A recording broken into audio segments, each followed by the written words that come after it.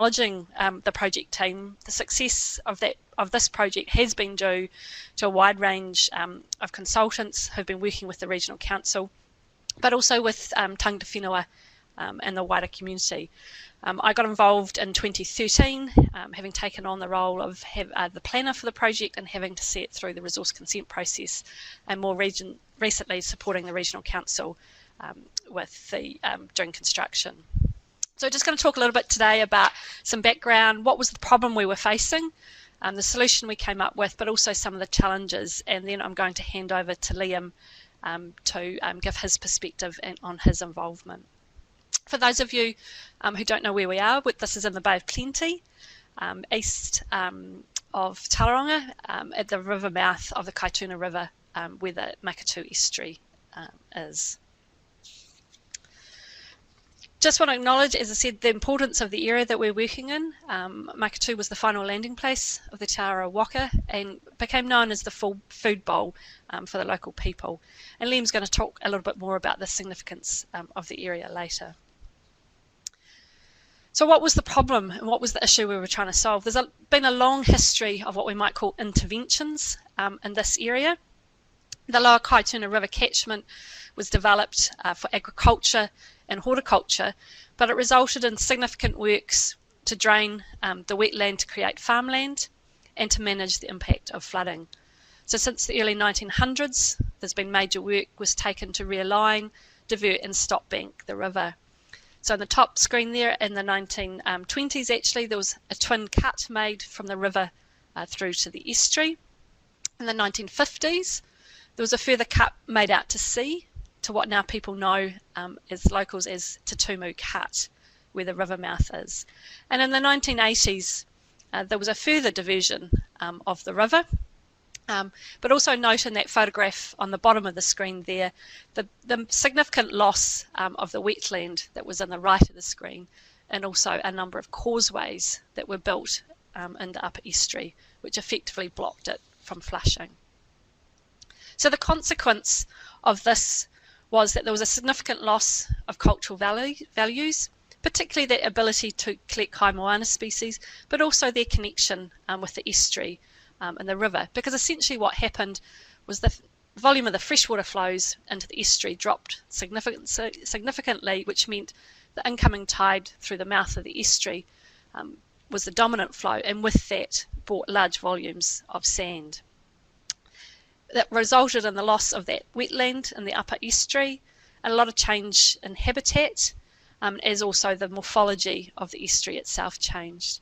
And so at least since the 1970s, the local people have been calling for the river to be rediverted back into the estuary and to address the degradation that had happened to the local environment.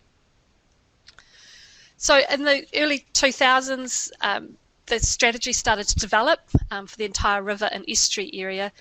It was done in consultation with the local community, the regional councils, and the 3 district councils in the area of Rotorua, Tauranga and Western Bay, because obviously the Kaituna River comes out and flows out of the Rotorua lakes. So what came out of this was a commitment to explore options to redivert the river into the estuary, but also to create at least 100 hectares of wetland in the Lower Kaituna catchment. The project itself, this is the objective there, which was to significantly increase the volume of water, but in a way that it maximises the ecological and cultural benefits. But we also had to look at how we limited the economic cost and whatever adverse environmental effects that we might need to solve. So this ended up being a rediversion of 20% of the freshwater flows into the estuary and the creation of 20 hectares of new wetland in the estuary itself.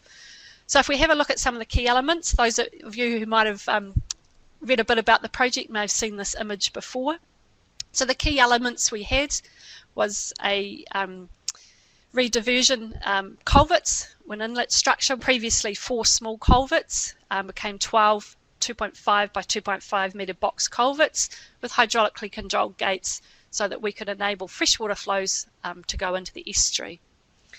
There was also 20 hectares, as I said, of that new wetland, the widening of what was Ford's Cut for the increased flows, removal of those causeways in the upper estuary, which had stopped the estuary from being able to flush. And also we had to ensure that seawater didn't suck in through the river mouth and straight through the new diversion culverts into the estuary. So we put in what was called a salinity block. And there was also some upgrading to the public recreational facilities. So this included a new boat ramp, a jetty and car parking area that are going to be taken over by the District Council. So what it was all about, as I said, is reversing that inflow from the sea that brought the sand into the estuary to have a greater volume and velocity of water, of the river water, enabling some sediment transport. Previously, it took 15 tidal cycles for the estuary to flush completely with river water, but now it's only going to take 2.5 tidal cycles. So if we have a look at that in terms of volume, we've gone from what was 150,000 cubic metres of water per mean tidal cycle. At the moment we're operating at 400,000 cubic metres, that's 9 of our culverts open. And next year we will open the remaining 4, so we have 12 open, which will take us to 600,000 cubic metres of freshwater flows into the estuary per mean tidal cycle. So the outcome of that, the additional fresh water, is going to be a healthier estuary, whether that's the birds, the fish and the plant life, but also a flushing out of the algae and that build up in the upper estuary because of those causeways. And at the same time, because we've got those control gates, we're going to be able to ensure that the existing flood risk at Makatū Township doesn't change. Just to look at some of the detail, and because I guess this is a Coastal Society presentation, we're going to look at some of the coastal investigations. There are a significant number of investigations that were done to support not only the options investigation before we came up with the solution, but also to support it through the resource consenting process. So DHI led that modelling, and it involved a significant data collection program, and with that obviously a whole lot of modelling in different dimensions for different reasons. So the reasons we did that was so that we could actually assess the volume of water that would enter the estuary, how much could we be able to get through, to understand what changes might happen not only in the river but also in the estuary. And we also needed to assess how the salinity might change, because this would have impacts for different species and would also affect what sort of wetland we might be able to create. And obviously with more river water coming into the estuary, we needed to ensure we weren't going to change the risk to the collection of kai moana or for people who swim in there, as there was a potential that the bacteria concentrations may increase. So if we take sediment transport as an example, here this is the projected changes in the top left of the screen. So that's what it was before the project, and you'll notice there that the darker arrows showing that there's more coming in from the estuary mouth. And if you have a look at post-project, you can see those flows coming in from the left of the figure down from the river into the upper estuary, and also greater flushing in the bottom of the estuary. And so that was what we were trying to achieve. So that's just one of the many examples of some of the investigations we did to support the project and set through the consenting process. So the gates were opened in February this year after 18 months of construction. And as just one example, there's a before and after photo here taken from approximately the same location in terms of the amount of macroalgae. We've gone pretty much from what was 100% cover to a near 0% coverage because we've achieved some very early flushing, even just with 9 out of the 12 gates open. So what we're starting to see is a recovery in the estuary, but it will be a slow recovery. The estuary itself took decades to decline, and so we're not expecting to see a lot of overnight results, but this is a nice result for literally 6 months after we opened the gates. So just looking at some of the challenges that were presented to us through the project, one of the key things was that past attempts had actually been unsuccessful. The Department of Conservation tried to seek consent in the 90s to increase the flows, but at the time there was an issue with the quality of the water in the Kaituna River from a bacterial point of view, which would have had an adverse effect on the estuary. There was also significant community interest, which meant that they really We wanted to be engaged and interested in the details around the project, so we needed to ensure that the project team itself was accessible and be able to convey some fairly complex information to a wide-ranging audience. But equally, it was quite interesting because there was a range of views of what people thought we should do or shouldn't do.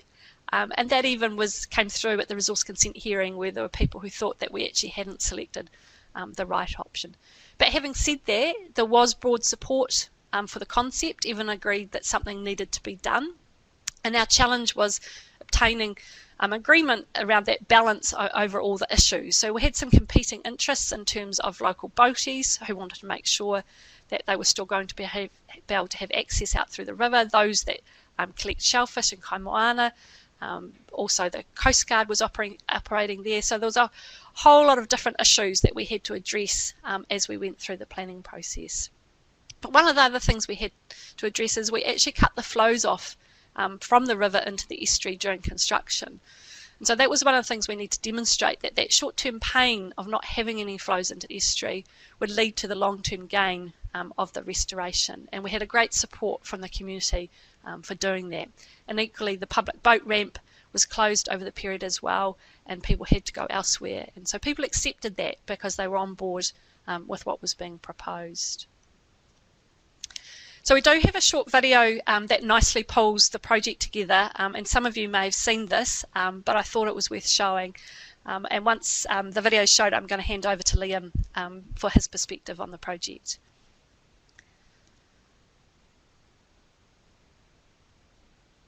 In 1956, the Kaituna River was diverted away from Te Awa o Ngā Taroerangi Maketu Estuary and out to the sea at Te Timbuktu. The estuary, a traditional food bowl for the people of Te Arawa, became unhealthy.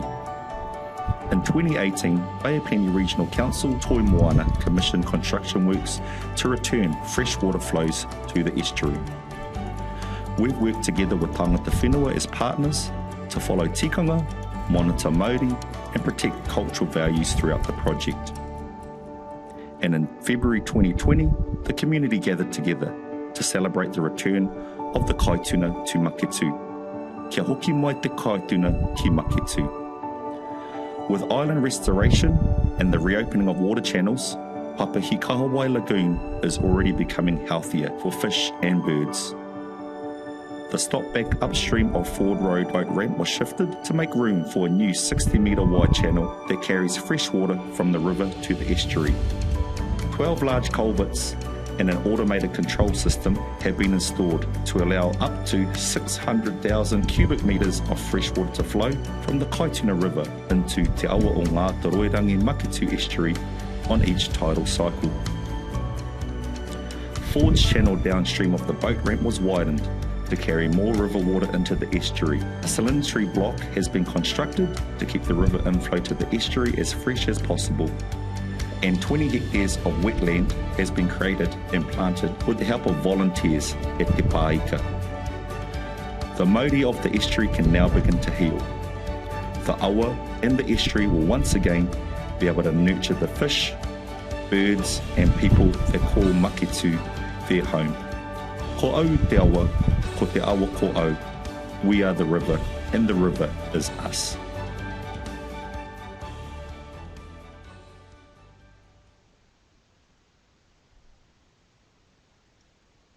Thanks, Holly. And now I'm going to hand over to Liam for his perspective on the project and what he's been involved with.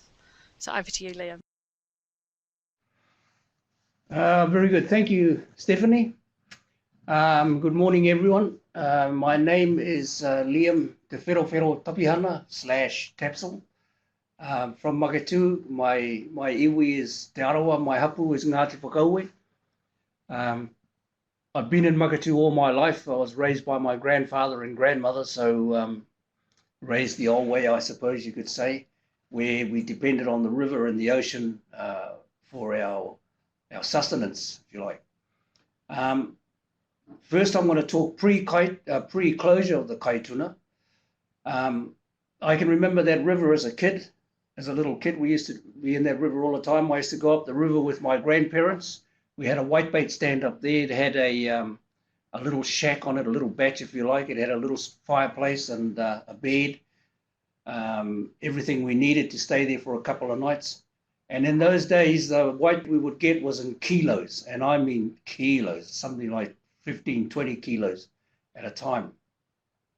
And on that river, there were 45 whitebait stands on both sides of the river, 45. So that's how many families in Makatu depended on that river during the whitebait season from August to November.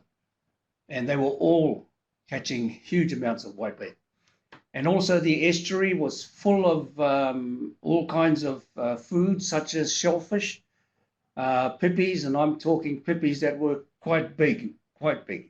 And they were, the reason there was an abundance of seafood in the estuary, none of the shellfish, the pippies, or none of the sand was above the water, covered the whole thing, even at low tide. It was all underwater. And so there was shellfish such as cockles, titiko, which is a type of mud snail, cockles, an abundance of cockles, and fish, parore, which is a black bream, flounder, untold flounder. There was an abundance of flounder, mullet, kahawai, herrings. So they were all there, all in that estuary. And just as an example of how important that estuary was to Te Arawa, during this First World War and the Second World War, there was no food, there was no work, no money, but all of Te Arawa came down to Makatu to gather seafood. It was always there in the estuary, and they would go around on the rocks and get mussels, kina, pawa. It was all there. So it fed the people, the whole tribe, through 2 world wars. That's how important Makatu, the Kaituna, was to the people of Arawa. Now that's pre closure of the Kaituna diversion to Te Tumu. Then they decided to close it, and there was a huge uproar. We tried to stop it. My grandparents and all the local community tried to stop it. Even went down to Parliament, but no, go away, sort of thing. They weren't listening. So they went ahead and did it. And everyone knew, the old people knew, that this is going to be what we call a heaitua, an absolute disaster. And it was. Gradually, the estuary started to fill with sand. All the eel grass that used to be right throughout that estuary had disappeared. Sand was starting to appear above low water line, and gradually the whole estuary almost was covered in sand at low tide. So there was everything was gone, destroyed. And the water was starting slowly becoming polluted. So not only did they close it, but they also, as you can see around the edge of the Kaituna there, they put rocks, a rock wall all the way around. So the marshes disappeared. All the marshes had gone. So there was nowhere for fish like juvenile flounder, eels to hide from predators. So the whole thing disappeared. And worst of all, the farmers were putting their fences right up against the edge of the river because they could now. And you can imagine what would happen there, or what did happen there. So it was a disaster, an absolute disaster. And for many, many years, the people of Makatu kept chipping away. Gradually, the tree started to topple, so to say. And finally, we got a notice that there's going to be a meeting to discuss the return of the Kaituna, a rediversion. And I'll never forget that first meeting. It was profound, if you like. It was Pim de Monch who was chairing the meeting. And I'd never known, I never met Pim before. This was the first time, Pim and his team. And they had their charts up there, their plans, of what they're going to do, how they're going to do it. And the one thing that got me at that meeting was Pim then said, do we have any suggestions?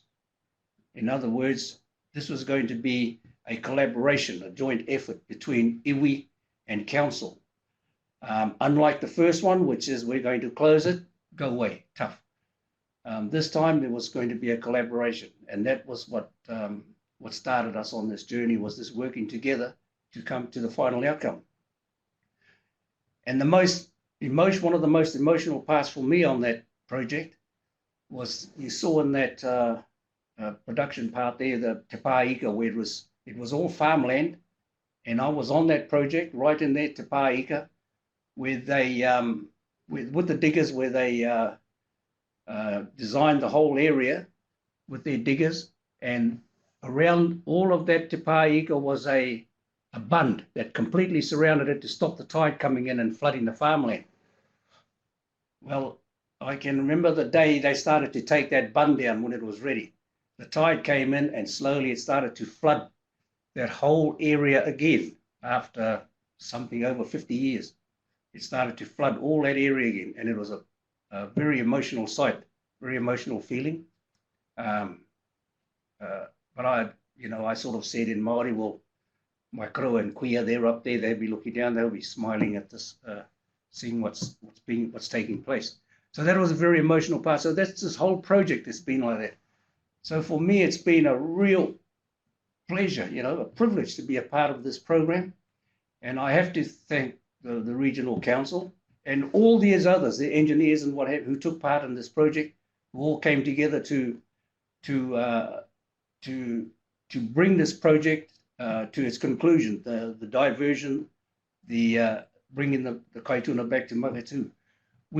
There's a saying in Māori that will give you an indication of how we feel about not only here but all rivers in New Zealand, how the people think of the river spiritually and physically. I'll say it in Māori and then I'll translate it for you. Ko te awa, te puna o te kaha, o te ora, o te tuakiri, o te wairua, o te oranga tonutanga. So what that means is that to us, the river is the wellspring of our strength, of our well-being, our health, of our identity, of our spirit, and our sustenance. So that's how important a river, anywhere in New Zealand, any river, and this one as well, is to the people, to the Māori people. They depended on the river during the years, the months from August to, as I said, from August to November, whitebait season, and that fed the people for 3 or 4 months. And then outside of that, there was always fish in the estuary. There was always food to be gathered. We never starved. No one starved. So that's how important the river is to us. So I just like to say a huge thank you to, once again, to Pim and all the engineers and everyone who took part on this project in returning the Kaituna back to Maketū. And let me just say that already we've noticed a difference. I get people come up to me back at Maketū and say to me, look over there, look at that, the sand is disappearing. The tide going out, you can see the sand being taken way out into the ocean. So it is working. It is starting to flush out the estuary. And I know it won't happen in my time, but I'm really glad that I was a part of the stage 1 of this program, the actual flushing of the estuary. So I'd just like to say thank you all to everyone. That's my presentation on the Kaituna. And if anyone wants to ask any questions, I'll be only too happy to answer them. Thank you very much.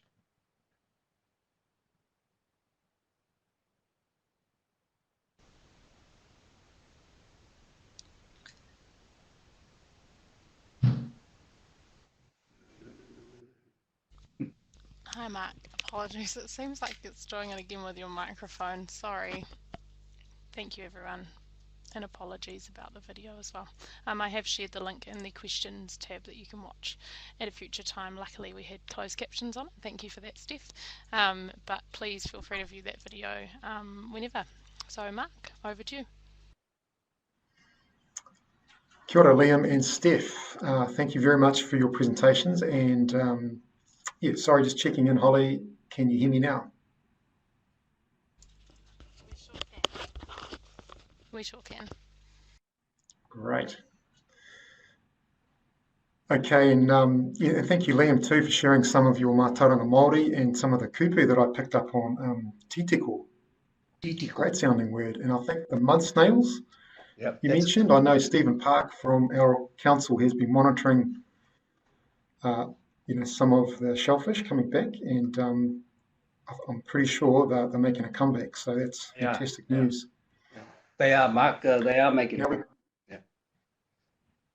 That's great to hear. So I think we can jump to some of the questions that have come through via the chat box. I have a question here. This might be for you, Steph, or Liam. Do the control gates require operation? Yeah. So the nice thing about the control gates is they're automated.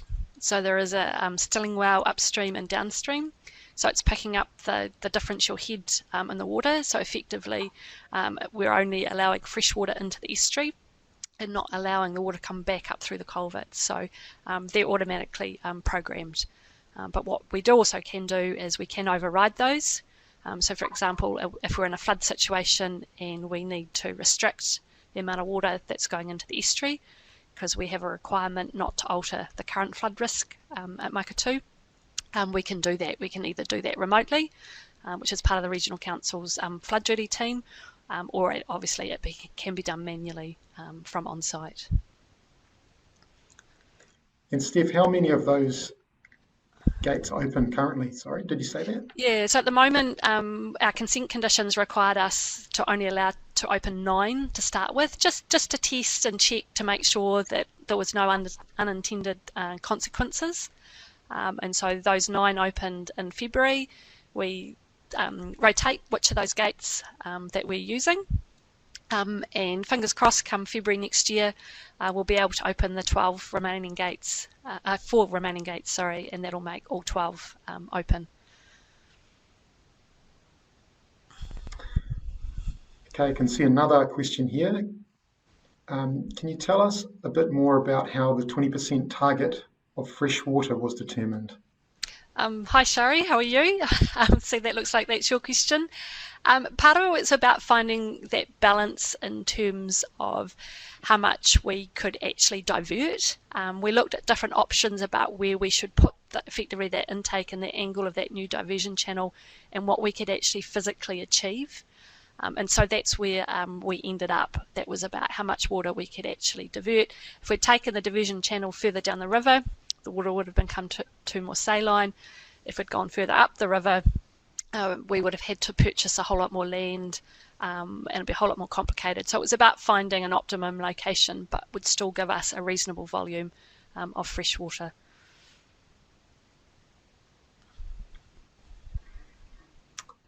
Liam, I have a question for you. Can you tell us a bit about the meaning of the word of the naming of the area Te Awa or Ngā Toroirangi? The full name of that is Te Awa Kari, Ngā Toroirangi. As you know, Ngā Toroirangi was a tohunga aboard the Te Arawa canoe, and it is believed that the Kaituna's very first name was Te Awa Ngā Toroirangi. When they stepped ashore, it had no name, so they called it Te Awa Ngā Toroirangi. And then it became Te Awa Kari a Ngā Toroirangi. The reason for that, we believe, is that the Arawa people wanted to take the canoe further up the river to a place of safety. And they found there was a part there they couldn't get through, so they dug a channel. They widened the channel. They actually dug it. And that's why it's called Te Awa Kari. Kari means to dig. That's a Māori word for digging. And that's how it got its name, Te Awa Kari o Ngā Toroirangi. Thank you. Fascinating. Thank you, Liam. I've got a couple more questions here. How will the scheme function in a higher sea level? So I think this is talking perhaps about adaptation and options there going forward into the future. Yeah. So obviously what we had to do was think about what the future might look like. This is obviously coastal and low-lying land, and so part of that modelling did look at scenarios, particularly too with what would happen in higher flows in the river or the tide situation. And so we do have a lot of control effectively over those gates. But I guess with sea level rise in 50 years' time, this area is probably going to look different. And we do accept that. Nature will continue to do its own thing. But in terms of with the floods, what we do actually want to do is actually put as much of that floodwater actually down through the estuary to enable some flushing at higher flow events. So we have what's called a decision matrix, which tells us during a flood event how much water we can put through the culverts without affecting flood levels in Makatu Township. And so it all just depends what's happening with the sea state, what's happening at the estuary mouth, and what's happening in the river itself. And there's a combination of those that tell us how we should operate those gates. But effectively, what we also had to look at is what would it mean to the flood risk in the lower Kaituna River? And effectively, there would be a very, very minor reduction in that risk because we would be sending some water down the river. But yeah, ultimately, I guess in a big picture view, this area will look different in 50 years' time, like a lot of other coastal areas in New Zealand, and even in 100 years' time. Yeah, and Liam, do you have anything else to add to that? I know the local area there at the harbour mouth has changed a lot over time and probably will continue to change with the sand moving around. Yes. Yes, do you have anything to add there, Liam? Yes, you're right. And already it's starting to show, as I said a little bit earlier, it's already starting to see results at the mouth of the Kaituna. But I see a question there. You're doing planting. We're going to introduce some of the sea life into the estuary. Planting we are doing. We're creating wetlands. You saw one there, Te Pāika. That was, if you'd have seen it before that, it was just farmland, just all grass. And now it's you go in there, it's just all saltwater marsh and full of birds, absolutely full of birds. And we've got a planting program all the way a bit further along the Kaituna. We're putting 70 acres into wetland, into swamp, turning the whole lot of committed till 2022 to restoring this back into wetland. Can I just say that along the Kaituna there was over 3,000 acres of wetland, of swampland I should say, 3,000 acres. And then it was put up for auction in 1906, I think. It was confiscated and then it was put up for, ballot. And it was divided into 13 blocks. And the 13 blocks were sold, over 500 applicants for those 13 blocks. They were sold. And of course, the first thing they did was to drain that 3,000 acres of wetland. So what we're bringing back is only a tiny part of that, but at least we are bringing some of it back and we'll continue to do so as much as we can. And we've already completed 4 wetlands. We've already done 4.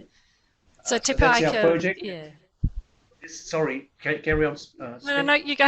You go. I was going to say Te Pāika wetland itself has had so far 60,000 plants go in there. We started planting last season, and there was a little bit this season. We've had an incredibly good success rate in terms of survival of the plants, which is great. But we will continue to plant, and as Liam said, further up the river, for those of you that know the area, just next to what's known as the Lower Kaituna Wildlife Management Reserve, that area is in the process of being restored as well. But in terms of the estuary itself, we did at one point look at whether we would, for example, try and encourage seagrass by trying to propagate that trend. But the decision was made that people just wanted to see it restore naturally, find its own balance.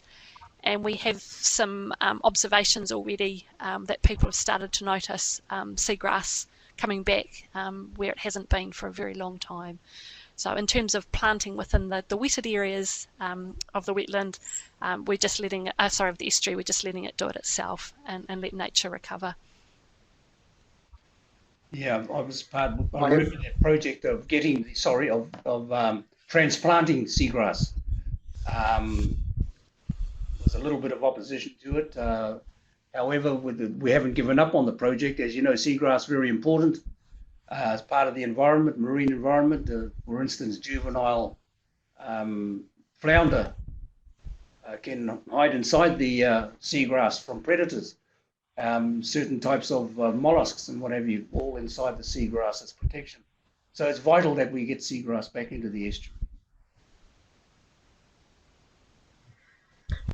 There's another question here about are there any plans for dredging the tidal channels in the future? I think they're referring to the tidal channels in the estuary. Yeah, no, But the I think that's one of the outcomes of the project is to naturally do that, right? Yeah, so that again, one thing that's been a bit controversial, Regional Council deliberately decided that we weren't going to do that as part of the resource consent process because it was going to be controversial and just wanted, as I said, the estuary to recover itself. But there are still people saying that they'd like to see it dredged, but it's not something that the Regional Council was looking at doing. And that's particularly around the boat ramp at Makatu Township itself, down that end of the estuary.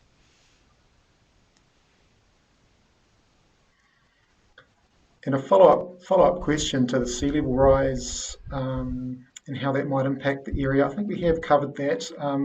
They have asked specifically for over the 50-year time frame. And I think Rob Bell may be able to correct me. I see that he's online on the chat box there.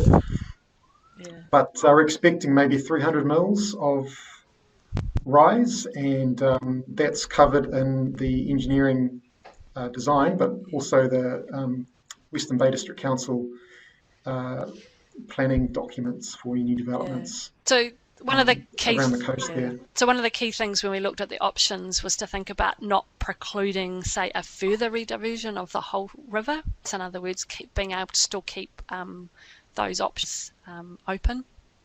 So I see Pim there has jumped in and added some detail around that. As I said, ruled out initially because of costs, but as I said, it doesn't say something else is not going to happen in the future.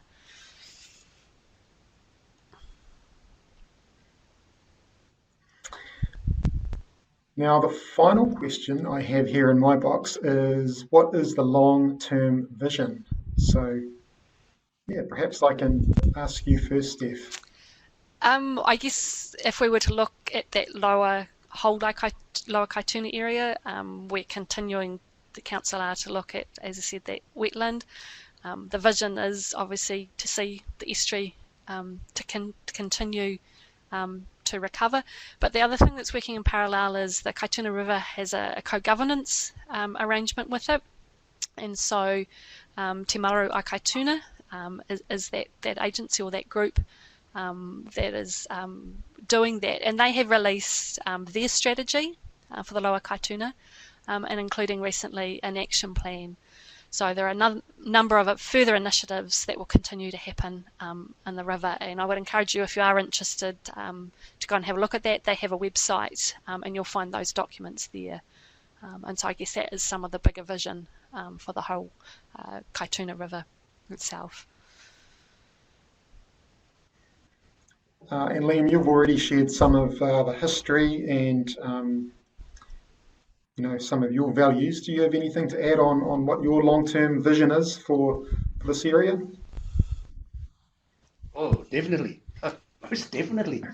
I'd like to see, be able to drive up there with a boat and an outboard motor rather than hauling it up the river. Get rid of all that sand and mud and what have you. And it is, I know I know that it's going to work. I know definitely that it's going to work. The other vision, of course, we have is the side of the edges of the Kaituna with these wetlands, and our vision there is to use them as an education program, which we already started. We've had several schools, as Steph knows, through Stephanie, through these wetlands and marshes, and we give them a history of the wetlands. I tell them all about the how vital the wetlands were to early Māori as a form of rongoa. They would go in there to collect certain plants for rongoa, for medicine. They would stay in there, and they knew when the tui and the pigeon were going to come into the wetlands to feed on the berries, so they would wait there for them to arrive. And also they would get birds and fish, eels and whatever in the wetlands. So they were vital in that, and that's what we're teaching the school children today. Not only do we teach them that, but we also give them a spade and they can put in plants while we got them there. And each school puts in average of about 600 plants while they're in the wetland. So it all works out, and the schools love it. They absolutely love it. We've got more schools in the Rotorua district wanting to come in on board of this project.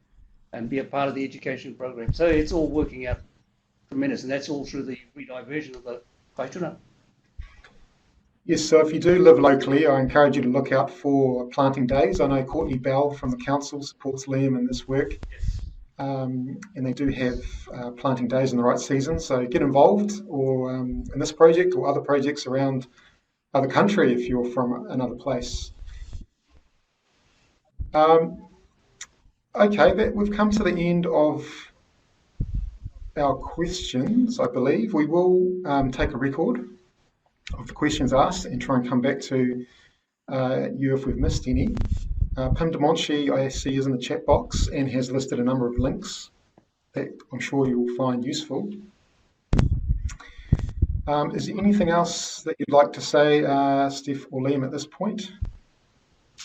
No, I guess other just than, as I said, to reiterate that this has come about through an amazing collaboration and partnership with a wide range of people, and that is probably why I guess it has been so successful. As I said, a lot of challenges, but some great outcomes, and as I said, some really early changes that we're starting to see in terms of the recovery of the estuary, which is, I guess, just shows that if you do work with nature, it will heal itself. I just want to say that, you know, there's an old kianga, if I can remember it. It's e ai ki te Māori, e hononga ita tō te Māori, tō te tangata ki te whenua me tai au. So what that means is that according to Māori, we are in harmony with nature, with the environment, sorry, we're in harmony with the nature. That was then.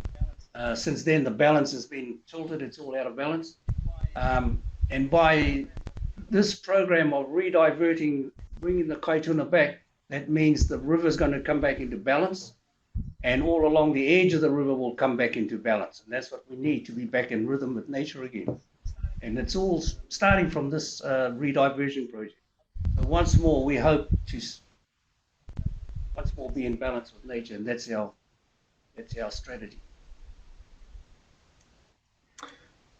Kia ora. Well, I think that ends the first part of the session, which is the webinar, and I'll move on to the awarding of the Terry Healy Project Award next. But before I do that, on behalf of the New Zealand Coastal Society, I'd just like to thank Liam and Stephanie very much for your presentations, and also Engineering New Zealand for facilitating this webinar. We are trying to host these webinars monthly, so keep a lookout for the next one. We also have a virtual conference locked in for the 26th of November. That will focus on coastal systems and sea level rise. So in tune with the number of questions we've received today, that will be 4 short presentations. And there are a number of venues around the country where we will have face-to-face networking events. So please check out our website for more information on that. That's the New Zealand Coastal Society website. And we also have a special publication on coastal systems and sea level rise that will be presented at that conference and released. The conference is free too for anybody to join. So finally, I now have the pleasure to announce the 2020 winner of the Terry Healy Project Award. This award acknowledges the achievement of a project which has made a significant contribution to Aotearoa's coastline. The winner of this award has demonstrated a strong connection to cultural values, professional excellence, and a commitment to enhancing the coastal environment. Now, it's no coincidence that I'm presenting this award today.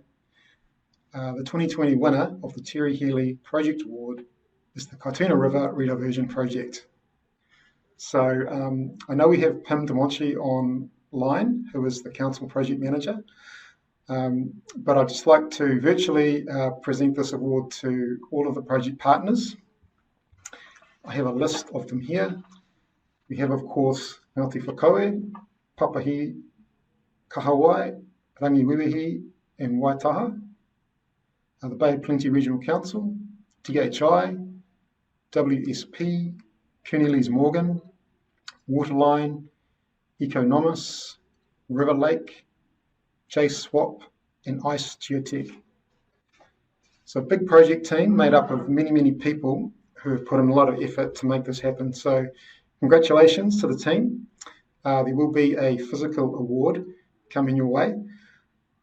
So that wraps up our presentation today. Thanks again to the presenters, and thank you all for joining us online. Have a great day, and ka kite